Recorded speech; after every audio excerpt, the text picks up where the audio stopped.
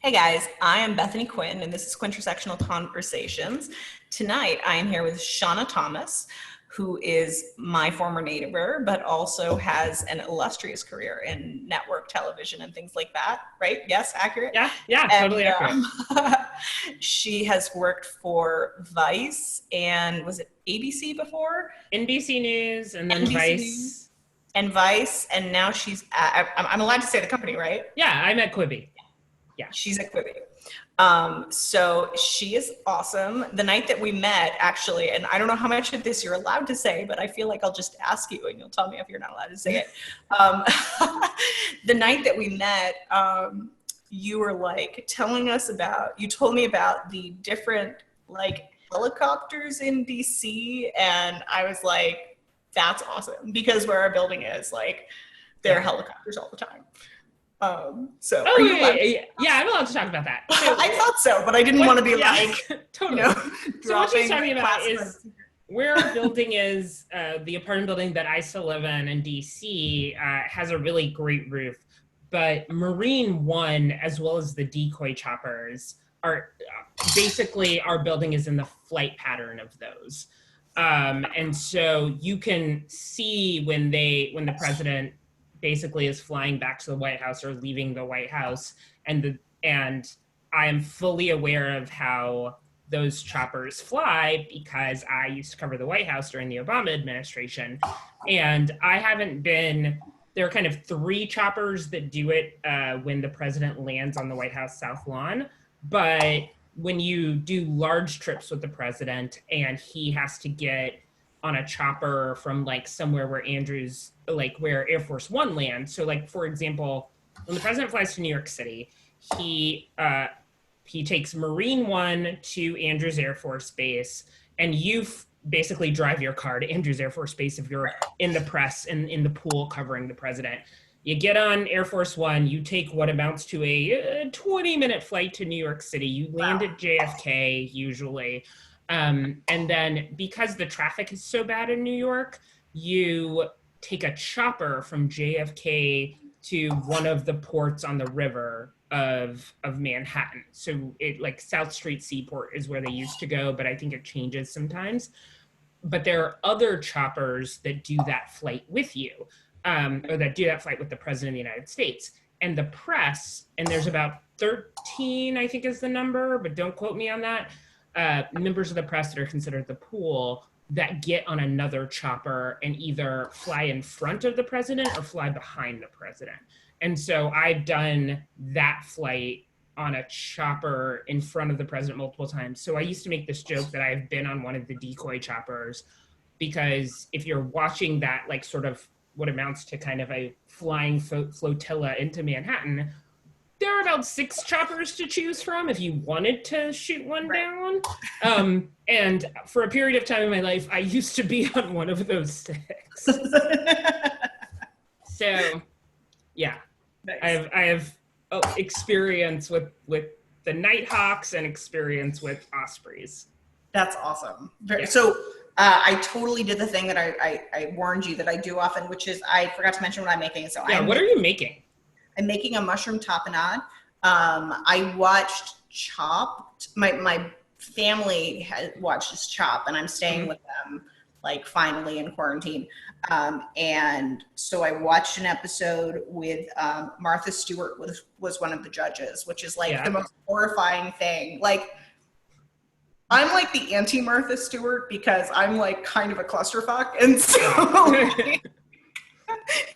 in like a handful of episodes, I'll be like, well, that was a total failure. Like, this is an epic mess. But like, that's the opposite of Martha Stewart. So like, her on Chopped is like, she's like, this is not very good. And you're just like, oh, God. Like, why would you ever subject yourself to Martha Stewart's judgment? But anyway, so one of the contestants on the episode that I watched made this thing that looked so ridiculously amazing. It was a goat cheese fondue with a mushroom tapenade on like a puff pastry. Ooh. And it sounded amazing. And it apparently sounds great. Except that he screwed up and he like forgot to put the puff pastry in soon enough. So it was he got like, really nervous because Martha was there. Yeah. So anyway, but like I had dreams about like I think this is gonna be one of those things that my subconscious just like tries to fix. So anyway, I'm making a mushroom tapenade. Okay then. Exactly, because I'm neurotic. Anyway, so tell me about Osprey helicopters and So as you said, I used to work for NBC News, and for 3 years, from basically the summer of 2011 through the summer of 2014, I covered the Obama White House as a producer for NBC News. And I think of that job a lot as like your job is to document history. Yeah, and totally. If you are, especially if you're a wire reporter, if you're a TV producer, or most of the people covering the White House, you spend a lot of time just trying to like keep notes about every single thing the president says. Mm-hmm. I spent a lot of hours listening to President Obama live and literally time coding and trying to log every single thing he said. Some of that is because you have a correspondent that has to do a piece that night. So even if you don't have the exact quote, you're going to get a transcript at some point, but you know where to like look in the transcript, and you have the time code, and you know where to find it on the video, and you can help do the piece. And some of it, and I think a lot of people don't realize this, is that the networks, especially the 5 networks, the 5 major US networks, are like have these incredible libraries of like at what exact second the president said this. At what exact second did President Obama talk about like the Newtown shooting? And where was that key soundbite and that whole thing? So I thought about it as like, and this is really cliche and I understand that, but like it really is the first draft of history. And you are like these networks are saving all this information. I think the other thing a lot of people don't understand is that the networks work together, as do the other like print and wire news organizations. So when I talked about the press pool, like the 13 people who are kind of always with the president, who are members of the press, the way it works for television is the 5 major networks, ABC, CBS, NBC, Fox, and CNN are the 5 ones. And so every day of the week, one of those networks is in charge of making sure when it comes to events or speeches or things that only a small group of people can go to, that they are taking notes as it's happening. And then those notes get sent to all 5 networks. And you are constantly sharing information. And so on a day like today, President Trump went to Arizona today. I don't know which network was pulled because I don't keep track of that stuff anymore. But basically, it just goes. You were recording history when it was like inspirational and not just like a 4-year, hopefully only long, like famed space palm. You know what? I still have a lot of friends at the White House, and they are still also recording history, and they feel a little different to people, but they are still recording history. But it basically is in an alphabetical rotation. So if today was CBS sent a producer to Andrews Air Force Base, got on the plane with him, and is literally every time the president does something, sending a note to hundreds of people at the 5 networks. And so it's literally like at 2:22 p.m. Eastern time, or 2:22 p.m. Mountain time, I don't know, whatever time zone Arizona's in, President Trump, Air Force One landed. And then you will get another note later, like when the president got off the plane, he was greeted by the governor of Arizona and the mayor of Albuquerque. And this is what I could hear, but I couldn't hear a lot because there were, cars or choppers, whatever. And literally every single thing he does, whether you think it is noteworthy or not, you file another note. And it goes to all of the networks, and you are playing sort of on the same playing field because you've made a deal that your powers combined are part of how this president gets covered. And so I think one thing people don't know about that is there's a hotline. And if there's something really big that happens, and I think I did this once on Air Force One. Like, let's say the president comes to the back of the plane, or let's say an aide comes to the back of the plane and makes news, and it is big enough news. What all the 13 journalists in the back get together and are like, they ask basically Air Force One and the Air Force, we need to make a call to the ground. And they're pretty lenient about that, but you only do it in sort of very specific, like, breaking news circumstances. And for the networks, there is one phone number that rings like a special hotline phone on the desks in DC of all 5 networks at the same time. So you call this number and you wait for everyone to pick up, and literally you hear people go ABC, CBS, NBC, Fox, and you wait till everyone's on, and then you relay the message and, like, slowly, so they can all sort of take notes and then get it on the air if it's important enough. And usually if you're making that call from Air Force One, it's important enough. But it is, like, the system is built so that everybody works together, because it's really hard to cover them. Yeah. So wait, are you allowed to say, what was the news that broke while you were on Air Force One? I don't remember what it was. I really don't. I really think it had something to do with, like, something Ben Rhodes told us about, like, Syria or Libya or something like that. Like, I literally don't remember. You were, yeah. I mean, it sounds like it's a little bit like simultaneous translation, where, like, you are more of a conduit than actually, like, interpreting and judging news and, like, actually trying to figure out, like, what makes sense to do things with. Yeah, and I think the first time I did it, I was pretty new to the job. And it was really like the Associated Press was like, we have to call down. And once the AP decides they're going to call down, that means everybody has to call down. Yeah. So I legit don't remember. One day I will go back into my notes, because I have every email I ever sent while I was at the White House. Nice. But I don't know. So what were like the top 2 or 3 stories that you covered that you were excited about while you were on the White House press? Well, I was covering Obama. Obviously Obama, I don't care about. I'm just kidding. Because I have actually covered President Trump as well. Top 2 or 3 Obama stories. So for me, a really, really big day that stands out, I don't know if you consider this a top story, but, like, for me personally, something significantly for you, yeah. So I was covering the White House during his re-elect, so 2012. And I knew that the last day before actually election day in November, NBC was pooled. So an NBC producer would be the one traveling with the president as he made his, like, last 3 stops trying to, like, shore up the election. Sure. For me personally, it was sort of a hard week. My grandmother died a few days, like a week before that. And I found out that my grandmother died when I landed in New Hampshire in Manchester for an Obama event.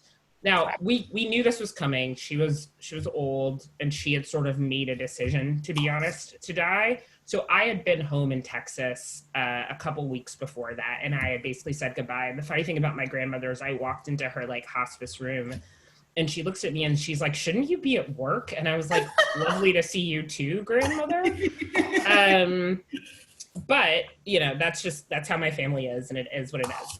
And so from Texas, I had flown to Florida, and I had to do something that they call, it's a different version of pool, but it's transmission pool. So one network is doing the editorial with the president at all times, and another network, as the president has events, is in charge of, like, literally how do you see it on TV.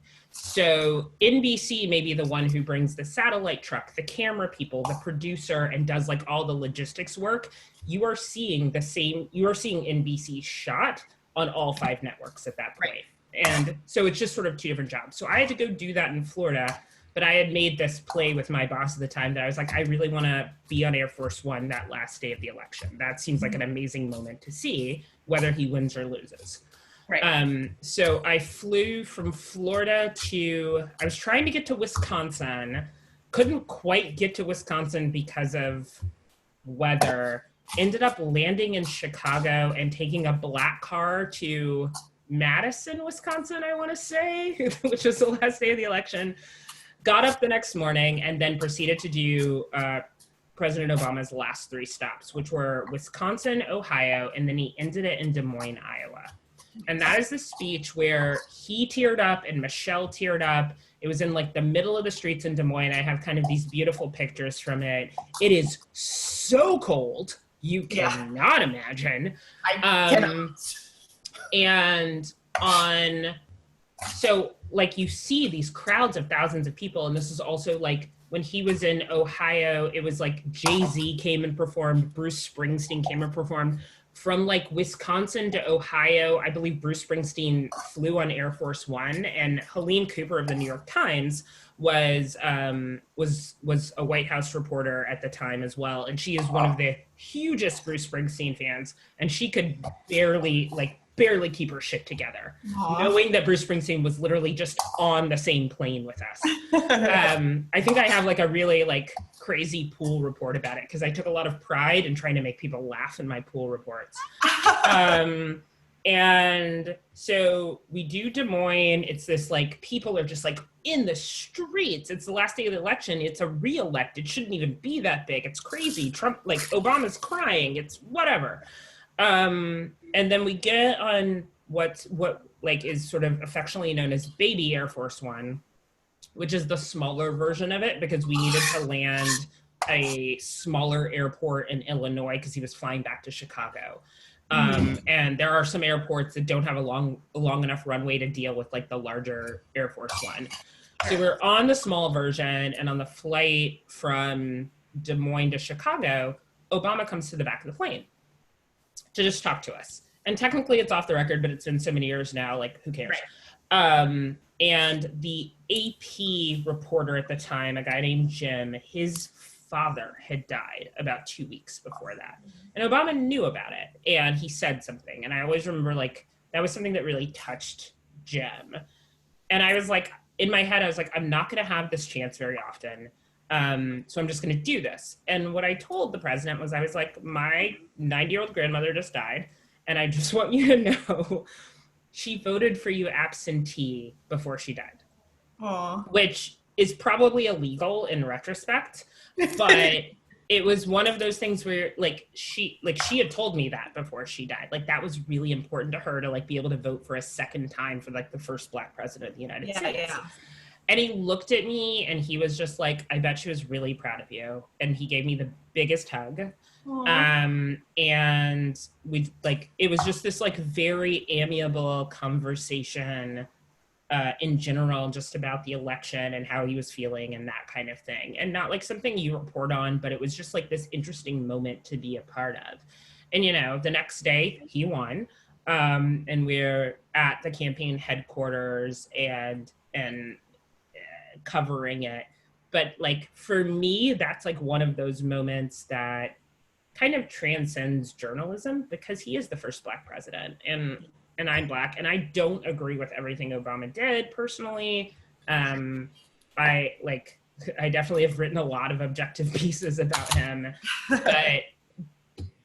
but there was heart in that moment, which I will always remember. Yeah. Aww. Yeah. So nice. Yeah. So you spent some time with the president.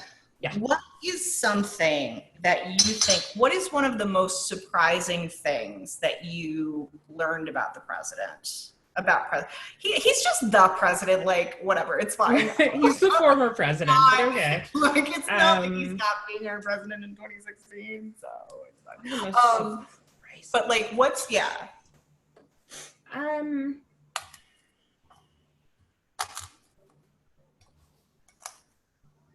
here's the, like, maybe this isn't surprising, but he is like an actual normal human being sometimes, which is really hard to be when you are literally president of the United States. But, you know, the thing that sort of like made me sometimes see him as a human instead of like the president was after the Democratic National Convention in 2012 in North Carolina, which I covered, I had to go to Florida because he was doing like a bus tour through Florida, and I was doing something down there.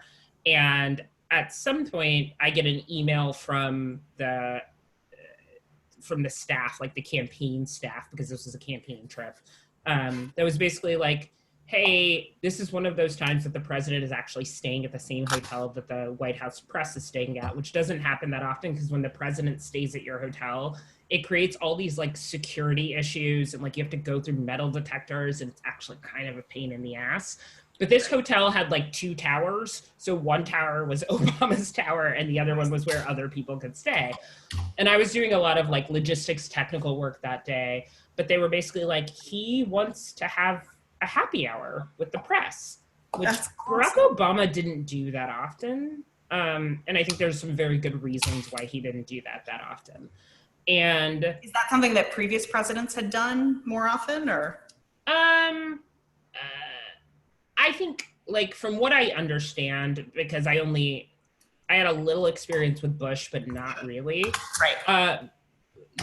W was one of those guys who would come to the back of the plane of Air Force One a fair amount. Clinton was one of those guys who used to come to the back of the plane of Air Force One all the time because he was bored and he knew he could talk to the press off the record, but that also the press couldn't be like, dude, we need to go to sleep, or we have a lot of work to do, or I'm trying to write a story about the 17 other things you just said. Like, right. You are a captive audience to the president of the United States when you're in the back of his frickin' plane.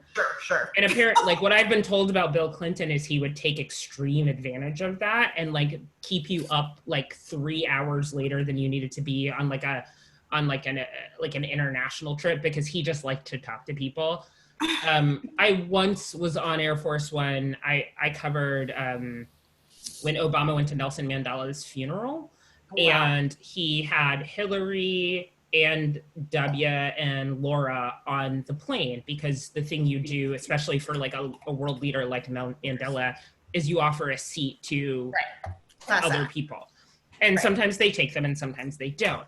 And Hillary I believe came to the back of the plane for like half a second, but W came to the back of the plane and just wanted to chat. And we were like, this is one of those flights where you're flying from DC to Senegal to South Africa with only just a like we're going to gas up the plane and keep going. Yeah. Land in South Africa, have to go directly to the funeral event thing, finish that, file everything. There was a little bit of like downtime for the president where you had time to do some work, and then we literally like got back in a van, went back to Air Force One, got back on the plane, flew back to Senegal, refueled, and flew back to the US. Like, this was literally like a 48-hour trip where most of it was spent on Air Force One.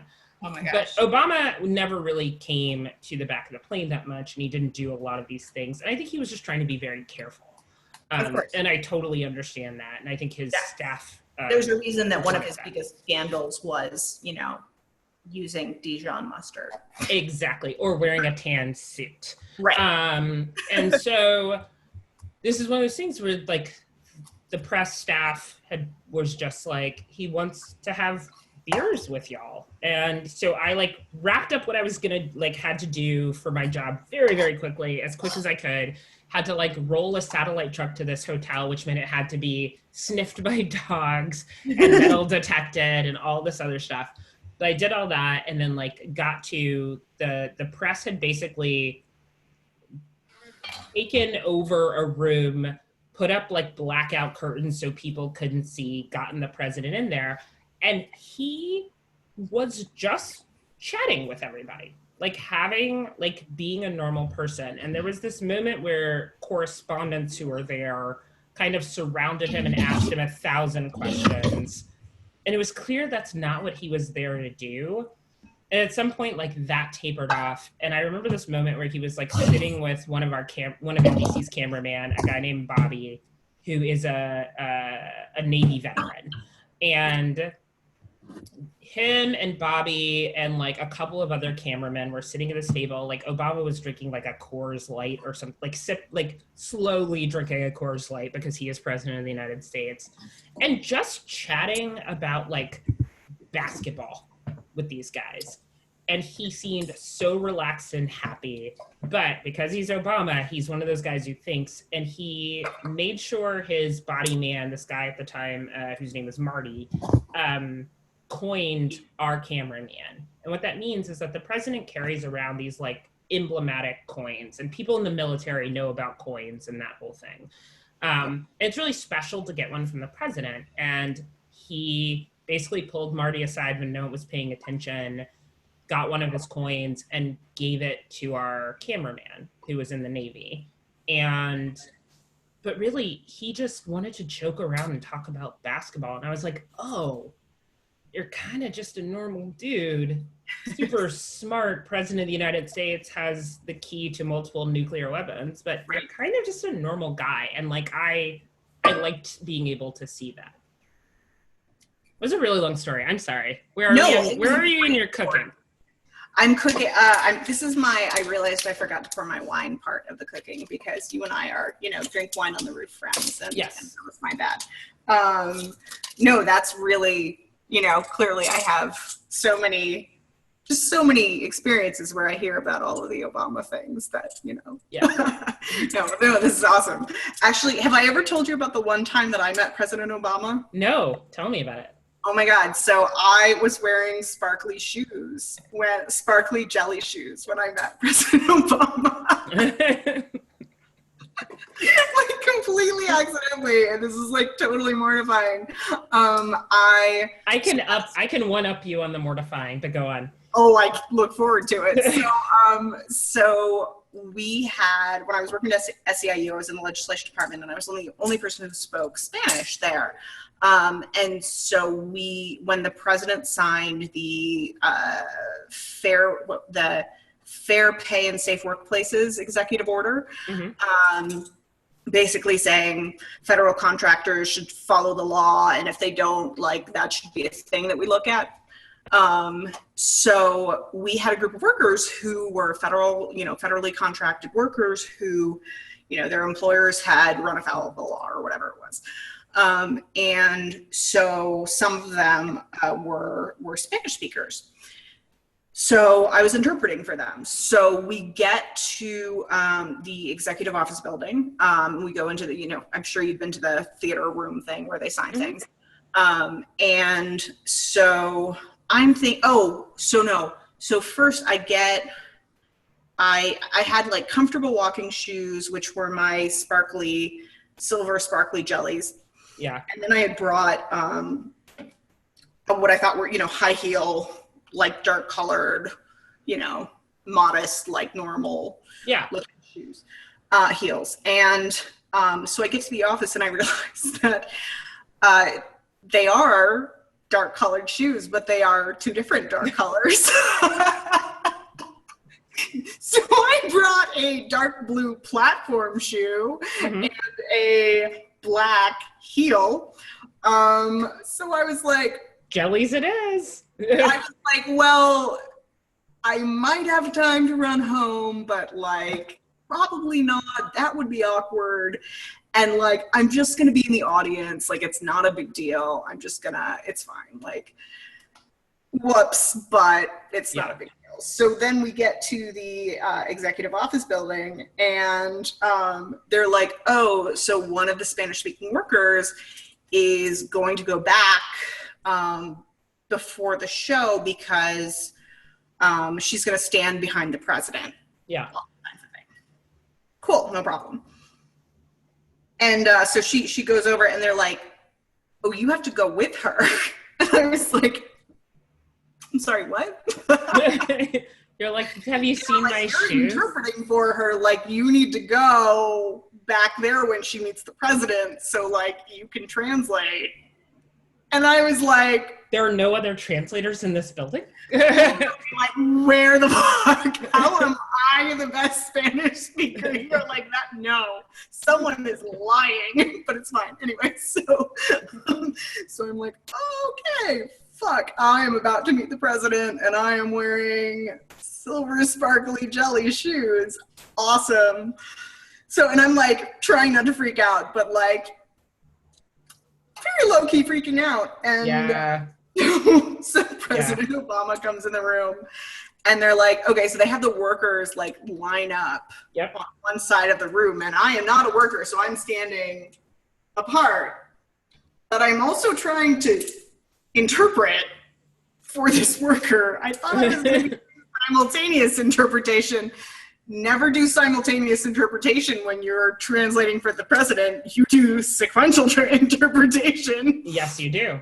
That is what I learned the hard way when I was like, so I'm like trying to be like, and he's like, and I'm like, I'm sorry. I don't know.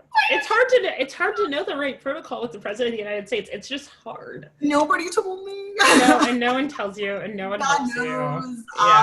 Yeah. Anyway, so and then all of the workers filed into the room, and it was just Obama, Perez, and me. And I'm like, Mr. President, my name is Bethany Quinn. I'm with the Service Employees International Union. Thank you so much. We're so excited about this executive order. And he goes, Big Purple, or something like, Big Purple, huh? SEIU in the house. And I was like, he's such a dad. He's such a dad. It was so great. No, once you can tell people that. I was like, oh. Once I was in Vegas, and I think it was the first time that I had ever like talked to Dan Pfeiffer, and Dan Pfeiffer looks at me and he's like, "You're the one who makes the dad jokes on Twitter," and I was like, "But he is. He makes dad jokes all the time, and you should be okay with me calling that out on Twitter all the time." And I was like, "I am that person, Dan Pfeiffer. It's fine." Yeah, it's really funny. Wait, so you make the dad jokes on Twitter? No, Obama makes dad jokes, and I make fun of him for making dad jokes. Got it. Awesome. Yes, like the turkey pardon. It's my favorite thing in the world. And he's for all 8 years, I attended the turkey pardon, even when I didn't cover the White House anymore. And because it's just like the most dad thing to do is to pardon a turkey and embarrass your daughters as you're doing it. So good. So good. That's hilarious. Yeah. Okay, so you said you had you can out mortify me. About shoes? Yes. I mean, I thought it was about Obama, but shoes. Well, Obama and shoes. So, like I said, the president didn't come to the back of the plane that often, but on a trip, I was pool at the end of an international trip, and the end of this trip was in Cambodia, and I did like an entire day of running around hot, sweaty Cambodia with the president of the United States. Great. We get on the plane. Everyone's exhausted because like time zones don't matter when you're covering the president because you're working on the time zone he is in, but you're also working always on East Coast television time. Right. So you're like kind of never sleeping. Yeah, exactly. So we did this Cambodia day, we get on the plane, we fly to Japan to refuel, land in Japan. Once we take off again in Japan, we originally thought we were going to make another stop in like Minneapolis or something, but they basically filled Air Force One to like the brink, and you could feel it as you were taking off on this very long runway. It took us to the end of this long runway to take off because basically the plane was too heavy. So fine. So at some point, I believe Ben Rhodes comes to the back of the plane. He talks to us for a little while. He's like, you know what, the president's not going to come back. Y'all are cool. And at that point, especially if you have from Japan to Washington, D.C. is something like you're going to be on the plane for, like 16, 18, 20 hours, something like that. Whatever. Yeah. But them telling you he's not going to come to black is like, that's your signal that you can relax, right? And so it may be like a cameraman changes it into a t-shirt, or you take off your shoes, or, you have that one glass of wine you might have on Air Force One. But you're like, okay, I'm absolved of work. I can do this. This is great. But also remember, we were 13 people who had been running around Cambodia. Right. You don't take a shower before you get back on the plane to come home. You're just there. So the press cabin is just smells like humanity. We are all just tired and gross, and it's fine. And we're like, okay, he's not going to come in the back. We're going to watch a movie. I'm going to have a glass of wine. I'm going to go to sleep. It's all going to be fine. 45 minutes before we're supposed to land at Andrews Air Force Base, someone comes to the back and is like, the president's coming back here. And you're just like right now, he's going to come back here? I like have my glasses on because I've taken my contacts out. I'm like, I have drool on my face. I have taken my shoes off, so I'm in my socks. They gave us like 2 minutes of warning. And then President Obama, who has a bedroom and a shower and looks like has a like pressed shirt on, comes to the back to talk to us about like Middle Eastern policy. And you have to stand up because it's the president and you have to listen. And I'm just like in a t-shirt. I have no shoes on. I know there's drool. I'm sure my breath smells. And I'm like, I have to apparently interact with the president of the United States looking like shit. The entire press cabin looks and smells terrible. And it's one of those things where you're like, he was always going to win this. And I'm convinced to this day that he did it on purpose. Because you're just like, on top of everything else, like he's got one up on you because he slept. Like he doesn't sleep that much, but he slept more than you have. His sleeping situation is more comfortable than your sleeping situation. He's taken a shower. He's ready to go. And you're just like, I am a mess right now. And on like the added bonus is that when the president does that, even if it's off the record, what happens is you're not allowed to do an audio recording if they don't let it be on the record. And you can't really take notes as you're talking to him. So what happens is the press gets off the plane.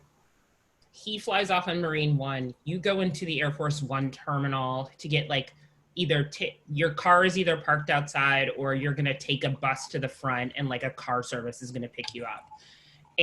But even though it's off the record, all of the journalists sit down in Andrews Air Force Base and try as much as they can to remember what the president said and write one note that only goes to the bureau chiefs at every network so that everyone knows what happened or everyone has access to what happened, even though you can't necessarily use it in a story. Right. So on top of like, I am gross, I am disgusting, I'm sure I was an idiot in front of the president, I was half asleep, I now have to spend the next hour talking to other journalists about like, what do we remember he actually said? Oh, man. And you're just like, you've bested me this time, Barack Obama.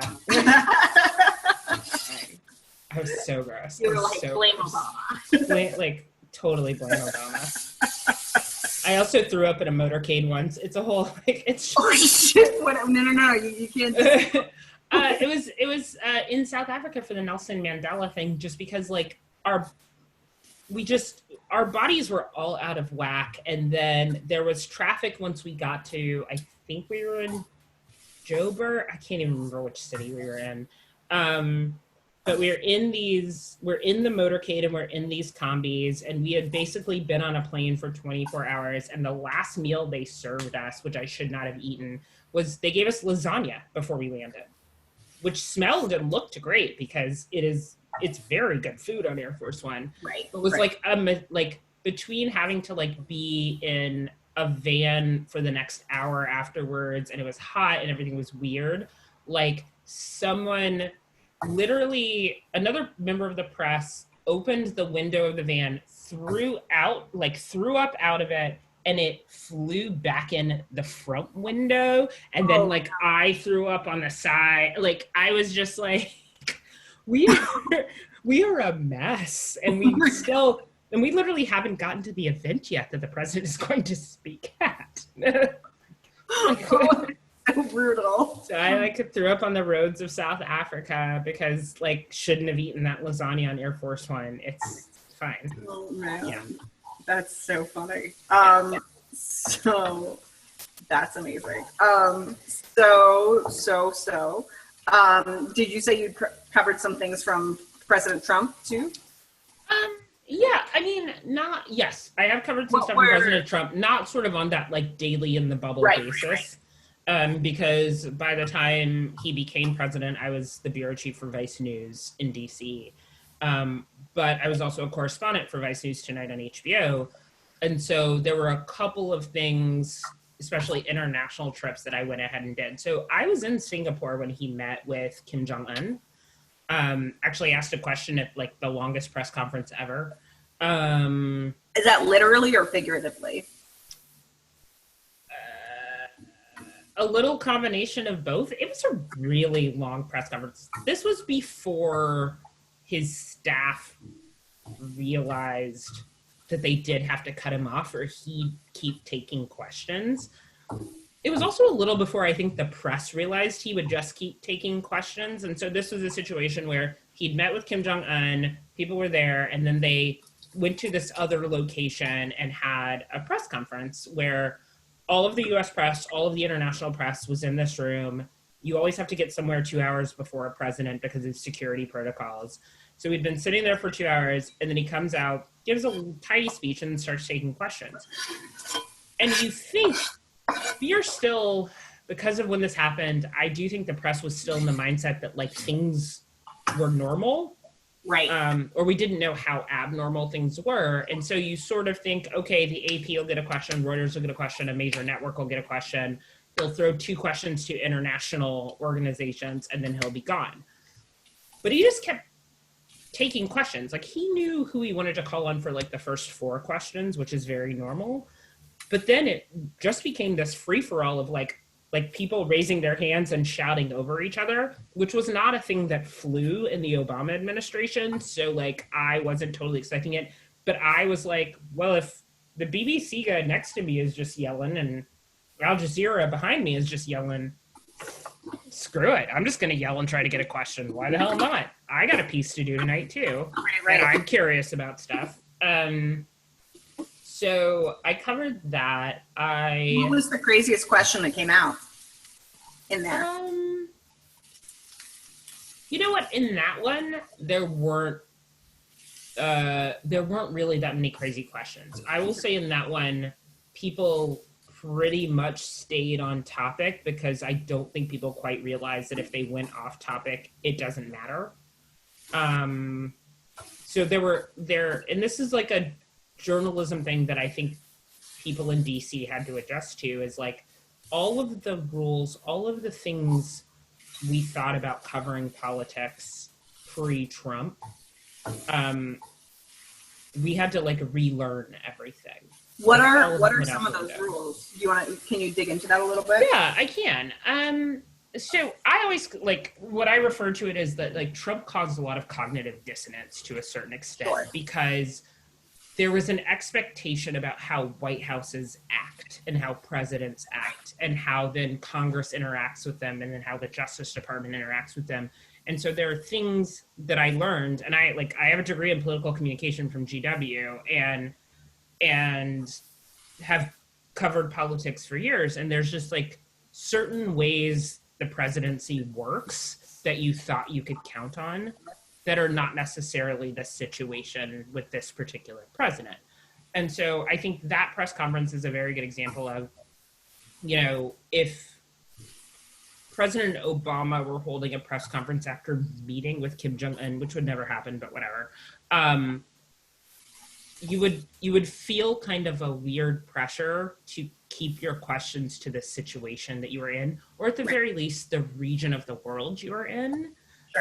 Because once you strayed off that, it's like Obama or someone else would have shut it down anyway. Right. Like he came in with a point, and this is not, I'm not trying to like glorify Obama by any means with this, but like he knew what message he wanted to send, and he was not necessarily going to go off that message. So like communications 101. Oh, sorry, just kidding. Yeah, exactly. And so if you asked a question about something like far afield, he's not necessarily going to address it. He's basically going to be like, I'm done. And so to keep things going as long as possible with like a President Obama, you're going to probably stay pretty much on topic, on the topic that you know the White House wants to engage in. And you may try to go off topic, but it's probably not going to work. With President Trump, I don't think I realized at that time that he wasn't going to shut it down if he went off topic. And I'm not sure most of the press at that point realized that either. And so, like, the topic of meeting with the leader of North Korea is a pretty good and fertile topic. So I don't know if you need to go off topic. And I asked some question because the way he was, at the time, he had said something like really negative about Canada and Justin Trudeau. And he actually was saying things that were more favorable of Kim Jong-un than Justin Trudeau, our Canadian neighbors to the north. Which at the time was a shock. And I asked some question about comparing that. And in retrospect, I wish I had asked questions about race relations in the United States, because there was something going on at that point that was worth discussing. But I think we all were like, well, we're in Singapore and this is what it is. And I think we were playing by rules that didn't exist anymore. I do think the press is like thrown away everything and is trying to figure out like, how do you do this correctly now? But I was still playing by old rules by that point. So what do you think are some of, because I mean, I feel like in this environment in particular, like the responsibility of the press is so much more important than, and frankly, I think that I've always been interested by the role that shame plays in politics and as sort of a safeguard in our democracy, right? Yeah. It used to be that like you did anything embarrassing, right? Like you embezzled, or you like even things that like personal life things that like I don't think are necessarily like, even though like it's not right, but I don't think it necessarily like makes you a bad politician. Mm-hmm. You know, you would just step down because you were mortified, and that was the end. That was the end of it. But like. Yeah. Donald Trump is basically like, fuck it, like, I don't give a shit. Like, you know? No, and that's what I mean by cognitive dissonance to a certain extent. Sure. Like, that's such a more PC way to put it. This is not, the way this works is not the way it worked, and it's not the way it's worked for years, and nobody quite understands what to do. And every time he throws you for a loop, you have to, like, recalibrate everything in your brain again, because everything you learned about politics doesn't apply anymore. Yeah. And I think that's what you mean by like the shame factor. Like I have a lot of people who ask me about like politicians and lying, right? And my thing is like, until I covered this president, I don't think like politicians in general, like I've covered the House of Representatives, I've covered campaigns, whatever. I couldn't really tell you a lot of instances where politicians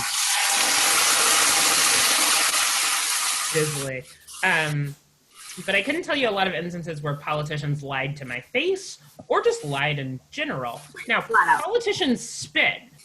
They spin things favorably. They avoid some stuff. They leave stuff out. They want things to be favorable for them because they want to get reelected. Wanting to believe whatever. I understand all of that, but I didn't have a lot of instances like in covering Congress or anything where I was just like, well, that's just a lie. Yeah. Because usually a lie is easy to tell and they feel shame for it and they don't want that used against them. So they may not answer your question, but they'll spin something. Right. Or they'll just say something different, but they'll avoid having to answer something that will involve a lie. This president, and I think I am okay to say this, doesn't work like that. He just says what he wants. And sometimes that's the truth, and sometimes it's a lie. And I think it was really, really hard for journalists to adjust to that because that's not how politics has worked in this city. Right. And you know about politics, like, it's just, it was really hard to understand. And I think that's some of where I think there are a lot of like general public out there who is like, why aren't you just calling the president out for like the thing he lied about? And I get where they're coming from, but it was also an adjustment for a lot of journalists of like, presidents may not say everything, but they very rarely just kind of lie to your face. Right. Well, and I think that this is in a provable way. I mean, right.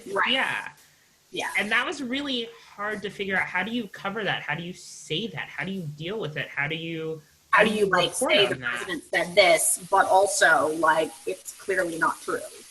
Yeah, and is repeating the lie, even in the quote, if the second sentence is, this is not true, right? Is that just reinforcing it? Like, there's a lot of thought that's actually gone into this in newsrooms in trying to figure out how do you deal with this. Do you want to talk a little bit more about that? Yeah, I mean, Well, actually, give me just a sec. Yeah. I have to pause the video at the hour mark, so we will be right back. Check out part 2.